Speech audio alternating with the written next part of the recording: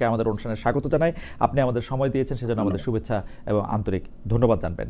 আমাদের সাথে আরও থাকছেন বাংলাদেশ সুপ্রিম কোর্টের আইনজীবী ব্যারিস্টার রাশনা ইমাম।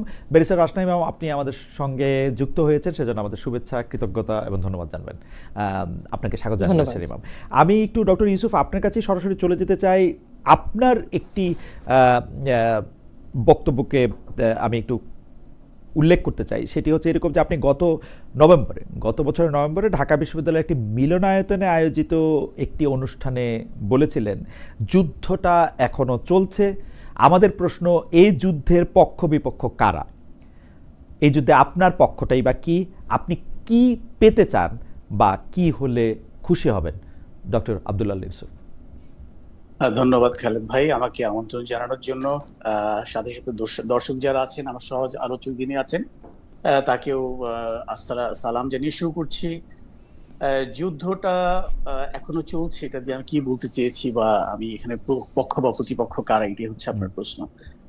এখানে বিষয়টা হচ্ছে এরকম যে আমরা সাধারণত যুদ্ধ বলতে বুঝে থাকি কনভেনশনাল ওয়ারফেয়ার, যেটাকে বলা হয়, মানে দুটো দেশের মধ্যে কমব্যাট ওয়ারফেয়ার, যেখানে ট্যাঙ্ক, গোলা বারুদ এসব নিয়ে যুদ্ধ হয়। কিন্তু যে জিনিসটা আমরা অনেকেই রিয়ালাইজ করি না, যে যুদ্ধের বিভিন্ন ধরন আছে, যেরকম কালচারাল ওয়ারফেয়ার হতে পারে, ইভেন আপনার মিডিয়া ওয়ার হতে পারে, তারপরে সাইকোলজিক্যাল ওয়ারফেয়ার হতে পারে। তো আমরা যেটা দেখতে পেয়েছি অ্যাকচুয়ালি সেই আমাদের ৭১-এর পর থেকে কন্টিনিউয়াসলি আমাদের যে প্রতিবেশী রাষ্ট্র ভারত, তারা বিভিন্ন রকমের আগ্রাসন আমাদের বিরুদ্ধে চালিয়ে যাচ্ছে। কখনো কালচারাল অ্যাগ্রেশন, কখনো ইভেন ওয়াটার ওয়ার্স, পানি দিয়েও আমাদেরকে অনেক সময় তারা আগ্রাসী মনোভাব দেখিয়েছে। যেটা আমরা একটা জুলাই বিপ্লবের পরপরই যে বন্যাটা হয়ে গেল, সেটাতে আমরা দেখেছি কিভাবে পানিটাকেও তারা ব্যবহার করছে একটা যুদ্ধাস্ত্র হিসেবে। ঠিক একইভাবে যেটা হয় যে দেশের ভেতরে তারা তাদের একটা গ্রুপ, তাদের একটা ফলোয়ার বা তাদের একটা যেটাকে আমরা বাংলায় বলে থাকি তাদের সুবিধাভোগী কতগুলো গ্রুপ তারা তৈরি করে, তারা দেশের মধ্যে নানাভাবে যে শেপিং দি পাবলিক পারসেপশন, মানে মানুষের জনগণের মতামতকে কিভাবে করে একটা নির্দিষ্ট দেশের ফেভারে নিয়ে যাওয়া যায়, নিজের দেশের এগেনস্টে গিয়ে, এই ধরনের সাইকোলজিক্যাল ওয়ারফেয়ার কিন্তু কন্টিনিউয়াসলি চলতে থাকে। এরপরে আমরা যেটা দেখতে পেলাম, ইভেন জুলাই বিপ্লবের পর থেকে যে মিডিয়া ওয়ার, তাদের বিভিন্ন নিউজ চ্যানেলগুলো যেভাবে করে বাংলাদেশের বিরুদ্ধে বিষোদ্গার করছে, ভুল তথ্য বা ডিসইনফরমেশন ডেলিবারেটলি সার্ভ করছে টু দি ওয়ার্ল্ড কমিউনিটি, আমাদেরকে নেগেটিভলি পোর্ট্রে করার জন্য to the world community. This are something এগুলো এক ধরনের যুদ্ধ। তো আমরা এগুলোকে অনেক সময় সাধারণ মানুষ যারা আমরা জনতা, এটাকে ঠিক রিয়ালাইজ করি না। আমরা যুদ্ধ বলতেই ভাবি বোধহয় ট্যাঙ্ক আসলো, কিংবা জঙ্গি বিমান পাঠানো হলো, মিসাইল পাঠানো হলো, এটাই বোধহয় যুদ্ধ। কিন্তু ওই যুদ্ধটা কিন্তু হাল আমলে ওই যুদ্ধগুলো খুব কমই হয়ে থাকে। একটা দেশ কখনো অন্য একটা দেশকে যদি তারা ডুইং দেয়ার উইলস, যেটাকে বলা হয়, একটা ultimate purpose of any warfare is to force the other side do our will, আমরা যেটা চাই সেভাবে কাজ করানো। এটার জন্য তারা বিভিন্ন ধরনের পাওয়ার ইউজ করে থাকে। যেটাকে আমরা গতানুগতিক কমব্যাট ওয়ারফেয়ার বলে থাকি, সেটা হচ্ছে এক ধরনের হার্ড পাওয়ার।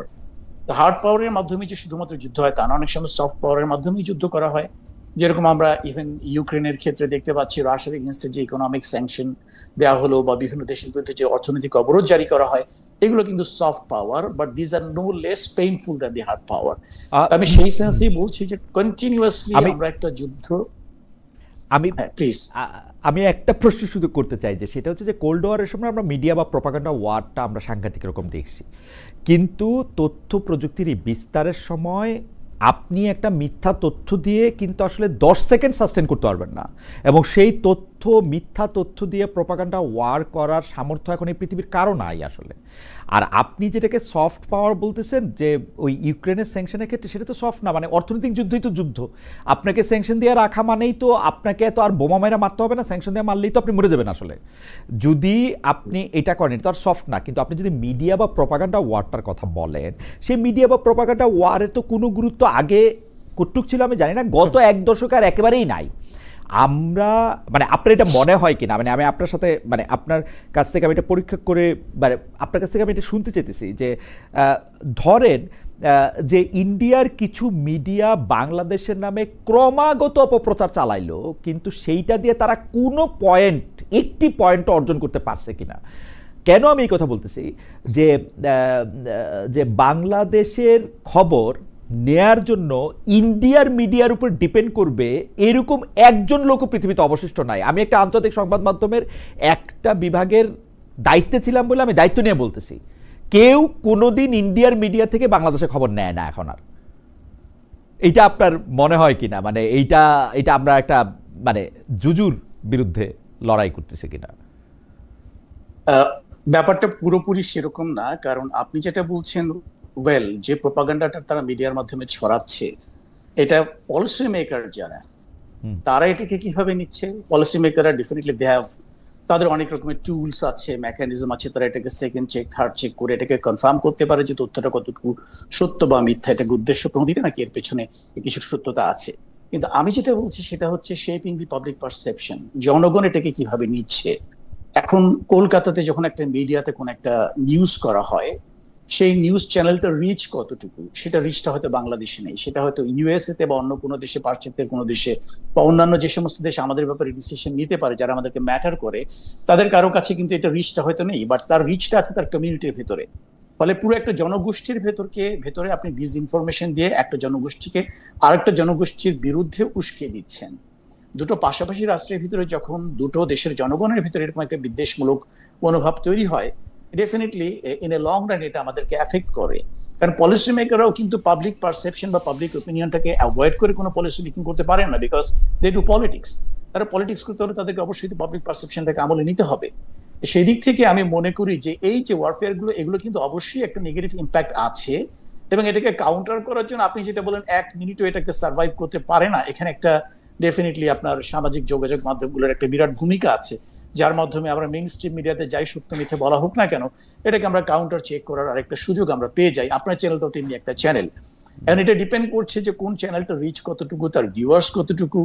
আর আজকাল যেহেতু মিডিয়াটা আমাদের সবার হাতের মুঠোয় চলে আসছে, সো ইটস ট্রু যে এটাকে এত সহজে কিন্তু গেলানো যায় না। কিন্তু আমার টার্গেট অডিয়েন্সকে, যদি কলকাতার ওই মিডিয়াটার যদি টার্গেট অডিয়েন্স কলকাতাবাসীরাই হয়, তাহলে তারা তো এটা দেখতে পাচ্ছে, আমি হয়তো দেখতে পাচ্ছি না, পাশ্চাত্যের কেউ দেখতে পাচ্ছে না, কিন্তু ওদের ওপিনিয়নটাতে ম্যাটার করে। আচ্ছা, আমার মনে হয় যে মিডিয়ার এই জায়গাটা নিয়ে, এই শক্তি বা শক্তির জায়গাটা নিয়ে আমরা একটু থিওরিটিক্যাল আলাপও আমরা অনেক সময় করতে পারি, কিন্তু কলকাতার ওই টার্গেট অডিয়েন্স আমার কাছে মনে হয়েছে যেসব বাংলাদেশিরা উত্তেজিত হবে এইসব খবরের মধ্যে, তারাই আসলে বেশি ছিল। কারণ আমরা যেহেতু মানে মানে ওদেরকে অনেক বেশি দেখছি, যে দেখাটা ওরা ডিজার্ভ করে না সেটা, যাই হোক। কিন্তু আমি সরকারের জায়গা থেকে আসি ডক্টর ইউসুফ, যে এই অন্তর্বর্তী সরকারের সময় আমরা মুখে অনেক বেশি ভারতের বিরোধিতা করতে শুনছি, ব্যবসা বাণিজ্যে কিন্তু আমরা দেখছি উল্টোটা অসহযোগিতা করতেছে ভারত সরকার। তারা পর্যটন ভিসা পর্যন্ত বন্ধ করে রাখছে।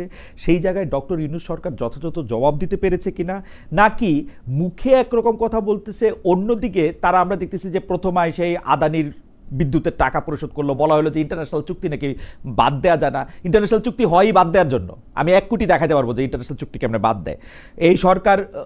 আমরা দেখতেছি যে একদিকে মানে ভারত ল্যান্ড বর্ডার দিয়ে আমাদের যাওয়া রপ্তানি করা এগুলি বন্ধ করতেছে, কিন্তু আমরা তাদের সাথে আম, ইলিশ কূটনীতি করতেছি, আমরা পুশিন দেখতেছি। সরকারের এই জায়গাটা আমি ঠিক বুঝি না, মানে মুখে যতটা ভারত বিরোধিতাটা করে, সেই একই রকমভাবে সেটা তার কূটনৈতিক আচরণে এটা অনুবাদ হয় কিনা, আপনি কিরকম দেখেন ডক্টর ইউসুফ? এখানে যে বিষয়টা আমি বুঝতে পারি সেটা হচ্ছে, আমরা পাবলিক যখন কোন একটা ওপিনিয়ন দেই, আমরা একটা ইম্পালসিভ, এটা একটা অনেকটা ইম্পালসিভ, আমরা আমাদের ইমোশন গাইডেড একটা রেসপন্স প্রতিটা জিনিসে থাকে। কিন্তু যখন যারা সরকার পরিচালনা করেন, যারা পলিসি মেকিং লেভেলে থাকেন, তাদেরকে যে কোনো একটা বক্তব্য, বিবৃতি বা যে কোনো অ্যাকশনে যেতে হলে তাদেরকে অনেকগুলো আসপেক্ট তাদেরকে চিন্তা করতে হয়। আমরা একটা বৃহত্তর বিশ্বে বসবাস করি, যেখানে ওভারঅল ভূ রাজনৈতিক রিয়ালিটিটা কিরকম, আমার একটা স্টেটমেন্ট বা আমার একটা পদক্ষেপ আমার অন্যান্য যে সমস্ত বন্ধু রাষ্ট্র আছে, আমাদের সহযোগী রাষ্ট্রগুলো কিভাবে নেবে, এটার ফার রিচিং ইম্প্যাক্টটা কি পড়তে পারে। আমার ধারণা এই জিনিসগুলো যারা পলিসি মেকিং লেভেলে থাকে, যারা রাষ্ট্র পরিচালনা করেন, স্টেট ক্রাফটের সঙ্গে যারা জড়িত, তাদেরকে এই জিনিসগুলো ভাবতে হয়, যেটা আমরা সাধারণ মানুষ অনেক সময় ভাবি না। তো এখানে যখন একটা ধরেন রাজনৈতিক সরকার থাকে, যাদের একটা জনপ্রিয়তার প্রশ্ন থাকে, তারা কিন্তু পাবলিক সেন্টিমেন্টটাকে খুব সিরিয়াসলি তারা আমলে নেয়। তারা যে কোনো একটা পদক্ষেপ নেওয়ার সময় চিন্তা করে যে এর পসিবল রিপারকেশন পাবলিক সাইড থেকে কি হতে পারে। যেই দায়বদ্ধতাটা একটা অন্তর্বর্তীকালীন সরকারের কখনোই থাকে না। সো আমার মনে হয় যে অন্তর্বর্তীকালীন সরকারের অনেকগুলো পদক্ষেপ বা পলিসি হয়তোবা এটা কতটুকু জনপ্রিয় বা অজনপ্রিয় হবে সেটা বিবেচনায় না রেখে, তারা হয়তো বৃহত্তর ভূ রাজনৈতিক প্রেক্ষাপটে এটা ফার রিচিং ইম্প্যাক্ট আমাদের সঙ্গে অন্যান্য দেশের রিলেশন থেকে কতটা এফেক্ট করবে সেই দৃষ্টিকোণ থেকে তারা অনেক পদক্ষেপ নিয়ে থাকেন, যেগুলো হয়তো অনেক ক্ষেত্রে নন ডিসক্লোজার এগ্রিমেন্টের কারণে আমাদেরকে জানানোও হয় না। তো এই ব্যাপারে আসলে সরকারের ভেতরে না থেকে এই ব্যাপারে কোনো মন্তব্য করাটা আসলে একটু জটিল আমার জন্য। ডক্টর ইউসুফ, আপনাকে ধন্যবাদ। আমি একটু ব্যারিস্টার রাশনা ম্যামের কাছে যাই। ব্যারিস্টার রাশনা ম্যাম, আমাদের প্রশ্ন আপনার কাছে যে আপনি জুলাই হত্যাকাণ্ডের বিচার ও বিগত 15 বছরে গুম খুন নিয়ে তড়িঘড়ি থাকার কথা বলেছেন, বিচারের আগে সাজা কেন এমন প্রশ্ন তুলেছেন। আপনি দাবি করেছেন দেশের অভ্যন্তরীণ বিচার প্রক্রিয়ায় অনেক ধরনের ঘাটতি আছে, তাই জুলাই হত্যাকাণ্ডের বিচার দেশের ট্রাইব্যুনালে নয় আন্তর্জাতিক অপরাধ আদালতে যাওয়ার কথা বলেছেন। দেশের বিচার ব্যবস্থার প্রতি কি আপনি আস্থা রাখতে পারছেন না? আস্থার জায়গা উন্নয়নে সরকার আসলে এখানে কি করতে পারে? ব্যারিস্টার ইমাম। জি, ধন্যবাদ খালেদ ভাই।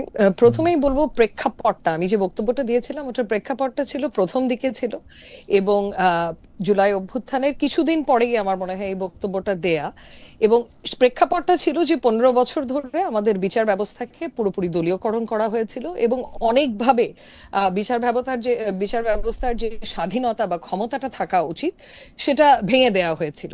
সো ওই প্রেক্ষাপটে আমার তখন অনেস্টলি মনে হয়নি যে মানবতা বিরোধী অপরাধ, এই ধরনের অপরাধ বিচার করার ক্যাপাসিটি ইন্টারন্যাশনাল ক্রাইমস ট্রাইব্যুনালের আছে। এবং তার জন্যই আমি বলেছিলাম যে আন্তর্জাতিক অপরাধ আদালতে যদি রেফার করে দেয়া হয় তাহলে হয়তো আরো সঠিকভাবে বিচারটা হবে।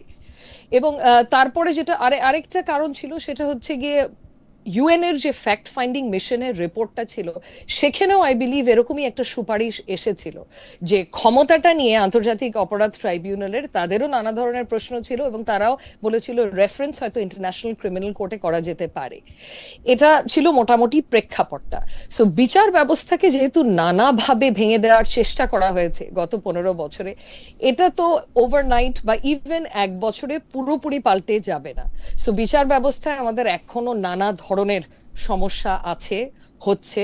কিন্তু তাই বলে যে কোনো ধরনের সংস্কারের উদ্যোগই নেওয়া হয়নি তা তো না, বড় ধরনের কয়েকটা সংস্কারের উদ্যোগ নেওয়া হয়েছে। যেরকম একটা ইন্ডিপেন্ডেন্ট কমিশন গঠন করা হয়েছে বিচারক নিয়োগ দেওয়ার জন্য সুপ্রিম কোর্টের, এবং এই কমিশন অলরেডি অ্যাক্টিভেটেড এবং এনাদের অধীনেই কিন্তু লাস্ট যে নিয়োগগুলো হলো সুপ্রিম কোর্টে সেটা হয়েছে।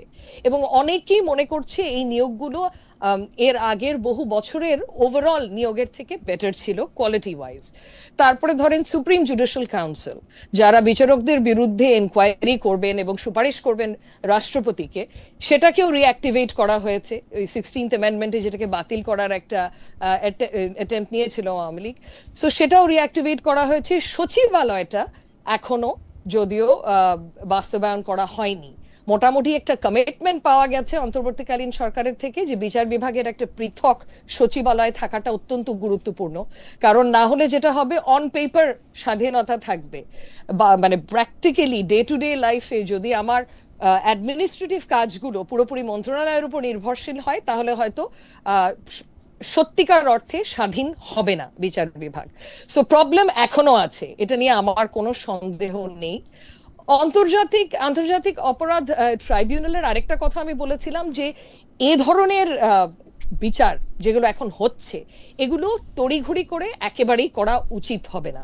কারণ অনেকেই যেটা করছিল, একটা দাবি উত্থাপিত করছিল যে ন্যায় বিচার না নির্বাচন আগে, যেটা আমার কাছে পুরোপুরি অযৌক্তিক মনে হয়েছে। কারণ ন্যায় বিচার এত তাড়াতাড়ি সম্পূর্ণ করাও ঠিক সঠিক হবে না। কারণ আমরা চাই যে এই বিচার, যে ট্রায়ালস গুলো হচ্ছে এগুলো যাতে আনকোয়েশ্চনেবল হয়, মানে বহির্বিশ্বে এটা লেজিটিমেসি বা বৈধতা যাতে থাকে। যেরকম আওয়ামী লীগ আমলে প্রায় 2.5 বছরের মধ্যে সব তো কমপ্লিট করে ফেলেছিল এবং হাইলি কোয়েশ্চনেবল ছিল, প্রত্যেকটা কনভিকশন কোয়েশ্চনেবল ছিল, ট্রায়াল গুলো কোয়েশ্চনেবল ছিল।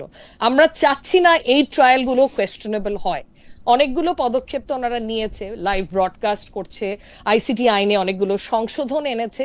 এখন কতদূর এফেক্টিভ হচ্ছে এটা হয়তো, এটার উপরে কমেন্ট করতে হলে আরো কিছুদিন অপেক্ষা করা উচিত, যে কত দ্রুততে বেশি দ্রুত আগানো কিন্তু উচিত না। তাড়াহুড়া না করার কথা বলতেছেন, অনেকদিন ধরে তাড়াহুড়া না করার কথা বলতেছেন। আমি বাংলাদেশের বিচার বিভাগ 15 বছর বা আওয়ামী লীগের আমলের 15 বছর কেমন ছিল বা তার আগে কেমন ছিল সেটার সাথে যদি এখনকার 1 বছর একটা তুলনা করি, আপনি কোনো বড় ধরনের পরিবর্তন দেখেন কিনা? কারণ আমার আমার দেখার শর্ট সাইটেডনেস আমি আপনাকে বলি যে আমি কিন্তু এরকম দেখি না। আমার কাছে মনে হয় যে বিচার যেইখানে মানে জনগণ একটা কি বললো না মনে করলো, ক্ষমতাবানরা একটা কি বললো মনে না করলো, সেটার থেকে একটা ব্যালেন্স, একটা প্রোটেকশন কিন্তু সেইটা দিতে পারছে কিনা। আপনি যদি দেখেন যে বাংলাদেশের সাবেক প্রধান বিচারপতিকে খুনের মামলায় গ্রেপ্তার করা হয়েছে, বাংলাদেশে সাংবাদিকদের যারা জেলে আছেন তারা কেন জেলে আছেন, তাদের কেন জামিন হইতেছে না, এই খুনের মামলাগুলি কোথায় হইতেছে, এই জায়গাগুলিতে আপনার কি মনে হয় আসলে কি আমরা ন্যায় বিচার পাইতেছি বা ন্যায় বিচারের জন্য মানে আমাদের সেই সাহসটা আমরা করতে পারতেছি, যেটা আওয়ামী লীগের আমল থেকে একটু আলাদা? আমি কিন্তু বিচার বিভাগের ক্ষেত্রে বড় পরিবর্তন দেখি না আসলে। জি, বড় পরিবর্তন দেখার মতো সময় আমার মনে হয় খালেদ ভাই এখনো আসেনি। কিছু পরিবর্তন দেখতে পারছি, কিন্তু তাই বলে সমস্যা যে নেই তা একেবারেই না। আমি কিছু উদাহরণ দিই। ধরেন যে এই যে কোর্ট প্রাঙ্গণে যে হেনস্থা করা হলো, এই যে আওয়ামী লীগেরই নেতাদের বা নেত্রীদের যখন প্রডিউস করা হলো কোর্টে, ডিম ছোড়াছুড়ি থেকে আক্রমণ করা হলো, আইসিইউতে চলে গেছে অনেকে, এটা তো একেবারেই প্রত্যাশিত না, বিশেষ করে অন্তর্বর্তীকালীন সরকারের কাছে, কারণ ওনাদের থেকে তো আমাদের আশা প্রত্যাশা সবকিছু অনেক বেশি ছিল। যদি আগেরই কোর্টে সেই পরিবেশ বহাল থাকে এখন, তাহলে তো এটা দুঃখজনক। কিন্তু এখানেও কিন্তু একটা জিনিস যে নজিরটাকে স্থাপন করে দিয়ে গেছে। আপনি দেখবেন, এই কথাটা আমি আগেও বলেছি, যে সুপ্রিম কোর্ট বার অ্যাসোসিয়েশনের ইলেকশন কিন্তু আমরা খুব গর্বের সাথে বলতাম যে মানে দেশে যে দলই ক্ষমতায় থাকুক না কেন, সুপ্রিম কোর্ট বারের ইলেকশন সবসময় স্বচ্ছ হয়েছে এবং ওখানে অনেক ক্ষেত্রে দেখা গেছে যে অপোজিশন ক্ষমতায় আছে।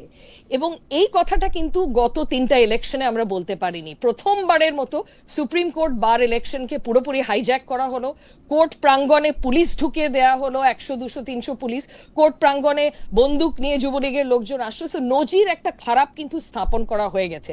সেখান থেকে পুরোপুরি যে আমরা বেরিয়ে আসতে পেরেছি তা না। তার একটা প্রমাণ হচ্ছে ধরেন কোর্ট প্রাঙ্গণে যে হেনস্থা করা হলো, যাদেরকে আসামিদের যখন প্রডিউস করা হলো। আরেকটা এক্সাম্পল হচ্ছে এই যে ডিম ছোড়াছুড়ি, কথায় কথায় আন্দোলন করা, এটা আরেকটা এক্সাম্পল যে পরিবেশটা কিন্তু না, মানে আমরা এই কথাগুলি আপনাদের কাছ থেকে শিখেই কিন্তু আসলে আওয়ামী লীগ সরকারের এই দুঃশাসন, এই বিচার বিভাগের দলীয়করণ, বিচার অঙ্গনকে অপবিত্র করা, এর প্রত্যেকটা জিনিসের ক্ষেত্রে কিন্তু আমরা প্রতিবাদ করলাম। তাহলে এটা চেঞ্জ হবে, কিন্তু চেঞ্জ কি আসলে হইল? আমরা আদালত প্রাঙ্গণে বিচারকদের শুনি, তারা ভয়ে জামিন দিতে পারেন না, কারণ বললে তাদেরকে একটা দোষর ট্যাগ দেওয়া হবে, ট্যাগ দেওয়া হইলে তারা আর মুখ দেখাতে পারবেন না। তাহলে আমরা তো ন্যায় বিচারটা মানে শুরু যারাই করুক, মানে আওয়ামী লীগ আমল এ একটা অবিচার হইছে দেখা এই আমলের অবিচার দিয়া তো আমরা তো মানে জাস্টিফাই একেবারে করতে পারবো না। অ্যাবসলিউটলি আপনি কারেক্ট যে আমরা জাস্টিফাই তো করতে পারবো না, বাট আমি যেটা বলার চেষ্টা করছি যে এরকম একটা প্র্যাকটিস চর্চা যখন হয়ে এসেছে এত বছর থেকে, এখান থেকে বেরিয়ে আসতে সময় লাগবে। কিন্তু আমার মতে এখন শীর্ষস্থানীয় যারা বিচার বিভাগে আছে, আমাদের প্রধান বিচারপতি থেকে শুরু করে আরো কয়েকজন, এনারা কিন্তু পদক্ষেপ নিচ্ছে, চেষ্টা করছে চেঞ্জগুলো আনার। যেরকম সচিবালয় নিয়ে, পৃথক সচিবালয় নিয়ে কিন্তু জোরে সোরে আওয়াজ তুলেছে আমাদের এই প্রধান বিচারপতি, এবং এটাও তো মানে একটা পজিটিভ স্টেপ যেটা আমরা এতদিন দেখতে পারিনি। আরেকটা জিনিস ধরেন, যেটা দিয়ে আমি বলছি যে 12 জন বিচারপতিকে যে ছুটিতে পাঠানো হলো, মানে এটা কেন হলো? কারণ দাবি দিচ্ছিল, মানে আদালত ওখানে চলে গেছে, মিছিল করেছে, ঘেরাও করেছে, দাবির সম্মুখীন হয়ে কিন্তু তাদেরকে ছুটিতে পাঠানো হলো। এটা আমার মতে কিন্তু খুব ভালো নজির যে সৃষ্টি করেছে তা না। কারণ রাইট প্রসেসটা কি হওয়া উচিত ছিল যে কিছুদিন অপেক্ষা করতেন, সুপ্রিম জুডিশিয়াল কাউন্সিল যখন রিইনস্টেটেড হবে, তাদের বিরুদ্ধে অভিযোগ থাকলে ইনকোয়ারি করতো, ইনকোয়ারি করে তারা যদি দোষী সাব্যস্ত হতো তখন তাদেরকে আপনি রিমুভ করে দেন বা ছুটিতে পাঠান। সেই পদক্ষেপটা তখন কিন্তু ওই পরিস্থিতিই কিন্তু রাখেনি। এটার জন্য কিন্তু প্রাইমারিলি আমি সরকারকে দায়ী করব, কারণ এখানে সরকারের ফুল ব্লেসিংস ছিল। এই যে এই মব পাঠিয়ে দিয়েছে যে সুপ্রিম কোর্ট প্রেমিসেসে এবং বাধ্য করেছে তাদেরকে ছুটিতে পাঠানোতে, এটা তো সরকারের হস্তক্ষেপ ছিল, বিচার বিভাগের স্বাধীনতার উপরে হস্তক্ষেপ ছিল। এটা কিন্তু ছেড়ে দেয়নি প্রধান বিচারপতির উপর। এইসব প্রবলেমস আছে খালেদ ভাই, এইসব প্রবলেমস আছে, কিন্তু কিছু যে পদক্ষেপ দেখতে পারছি এটাও এতদিন দেখতে পারিনি, এতটুকুই আমি বলবো। আপনাকে অনেক ধন্যবাদ বেরিস ইমাম। আমি একটু ডক্টর আব্দুল ইউসুফ এর কাছে আসি। যে ডক্টর ইউসুফ, বর্তমান যিনি সেনাপ্রধান আছেন জেনারেল ওয়াকারুজ্জামান বিভিন্ন মাধ্যমে বিভিন্নভাবে বুঝাতে চেয়েছেন, বলেছেন আসলে যে তিনি সরকারি দায়িত্ব পালন করবেন যথানিয়মে, রাষ্ট্রীয় বা সাংবিধানিক ক্ষমতা দখল করার বা ক্ষমতায় আসার কোনো ইচ্ছা বা বাসনা তার নাই। কিন্তু গত বছর আগস্ট মাস থেকে আমরা কন্টিনিউয়াসলি শুনে আসতেছি যে সামরিক অভ্যুত্থানের গুজব, আমরা সেনাবাহিনী ক্ষমতা নিবে, আওয়ামী লীগকে আবার পুনঃপ্রতিষ্ঠা করার জন্য তিনি চেষ্টা করতেছেন। এবং তিনি একটা তিনি কিভাবে শেখ হাসিনা বা আওয়ামী লীগের স্বার্থ সংরক্ষণ করবেন এইটাই তার একমাত্র চিন্তা ভাবনা, আর কোনো চিন্তা তার নাই। 2-3 দিন আগেও রাতভর একটা গুজব ছিল। এই গুজবটা হচ্ছে যে বলা হইতেছিল যে আইসিটি যে 25 জন বা 28 জন সেনা কর্মকর্তার বিরুদ্ধে অভিযোগপত্র দিয়েছেন বা তাদের গ্রেপ্তারি পরোয়ানা দিয়েছেন, সেইটা তিনি রুখে দিতে চান, তিনি সেনা কর্মকর্তাদের করতে চান না। আপনি ব্যাপারটাকে আসলে কীভাবে দেখেন? আমার প্রশ্ন হচ্ছে, ক্রমাগতভাবে এইটা বলে এইটা কি সিভিল প্রশাসনকে, আর্মি যারা আছেন তাদের মুখোমুখি দাঁড় করানো হইতেছে? এটা কি ভালো হইতেছে, নাকি আর্মির একটু চাপে রাখাই ভালো, যে আর্মি হইছো তোমরা একটু চাপে থাকো? ধন্যবাদ। একটু আগে আপনি যে জিনিসটা বললেন শুরুর দিকে, যে আজকাল এমন একটা সময়ের মধ্যে দিয়ে আমরা যাচ্ছি যখন কেউ একটা গুজব ছড়িয়ে বা একটা ডিসইনফরমেশন ডিসিমিনেট করে যে খুব সহজে পার পেয়ে যাবে তা না, এটা লোকজন বুঝতে পারে। আমি একটা ছোট্ট এক্সাম্পল দিয়ে বোঝাতে চাচ্ছি। এই যে একটা কুয়ের গুজব, আমরা নিজের এটাকে গুজব বলছি, রিউমার বলছি। তো এই যে একটা কুয়ের একটা গুজব যে ছড়ানো হলো যে 2 দিন আগে রাতে, এই গুজবটাকে হালে পানি পেয়েছে? এই গুজবটা থেকে কেউ রেসপন্ড করেছে? আপনার সেই সুদূর ফ্রান্সে বসে কোন এক ভদ্রলোক বললেন যে ক্ষমতা দখল করার প্রচেষ্টা হচ্ছে, অথচ that was A routine move. আপনার 4টা এপিসি ডিপ্লোম্যাটিক জোন থেকে ফিরে আসবে, যেটা রোটেশন হয় আর কি। আমাদের যে ট্রুপস যে কোনো জায়গাতে কাজ করতে থাকলে কিছুদিন পর পর তাদেরকে রোটেট করতে হয়, তাদের রেস্ট রিফিটিং দরকার হয়। That was A routine move.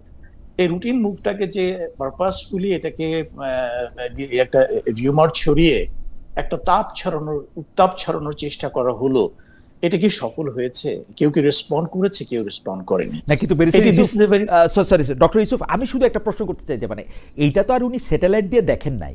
উনাকে আর্মির ভিতর থেকেও বা সিভিল প্রশাসনের ভিতর থেকে কেউ বাংলাদেশ থেকে বলেছেন যে এটা এরকম হইতেছে, এইটার এরকম একটা কনসিকুয়েন্স থাকতে পারে, উনার কাছে মনে হয়েছে যে এইভাবে উনি রিয়েক্ট করবেন। এই ভিতর থেকে কথা বলার বা এই আমি আমি আমি নিজে এই পেশার সাথে কিছুটা জড়িত বলে আমি কিন্তু বুঝি যে আমি কিন্তু একদম হাওয়া থেকে কথাটা বলতে পারবো না।